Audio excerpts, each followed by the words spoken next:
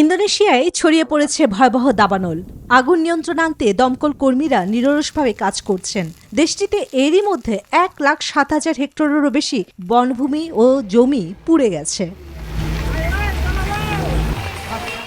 দাবানল মোকাবিলায় বিশেষ বিমান মোতায়েন করেছে দেশটি। কৃত্রিম বৃষ্টির মাধ্যমে চলছে আগুন নিয়ন্ত্রণে আনার চেষ্টা। দাবানলের ধোঁয়া ও খারাপ আবহাওয়ার কারণে বন্ধ রাখা হয়েছে বহু স্কুল। প্রতিবেশী দেশ মালয়েশিয়াতেও এই দাবানলের প্রভাব পড়েছে। দেশটির সারাওয়াক অঙ্গরাজ্যের একটি ছোট শহরে বুধবার বায়ু দূষণের সূচক অস্বাস্থ্যকরের মাত্রা 195-এ পৌঁছেছে।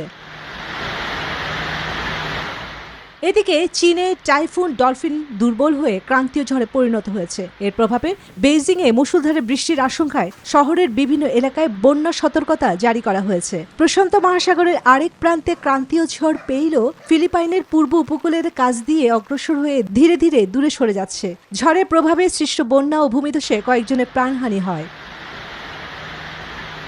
এদিকে জাপানের দক্ষিণে নাঙ্কা নামের একটি নতুন ক্রান্তীয় ঝড়ের সৃষ্টি হয়েছে। আবহাওয়াবিদরা বলছেন নাঙ্কা উত্তর দিকে অগ্রসর হতে পারে, তাই নজর রাখা হচ্ছে পরিস্থিতির উপর। এক সপ্তাহে একাধিক ঝড়ের এই তাণ্ডব এশিয়ার দুর্যোগ পরিস্থিতিকে করে তুলেছে আরও জটিল। অন্যদিকে টানা অনাবৃষ্টি ও তীব্র দাবদাহের কারণে ইংল্যান্ডে প্রায় 3/4 এলাকা এখন খরার কবলে। গত 5 বছরের মধ্যে এটি দেশটির তৃতীয় খরা। এর ফলে কৃষি, সুপেয় পানি ও বন্যপ্রাণীর উপর মারাত্মক প্রভাব পড়েছে।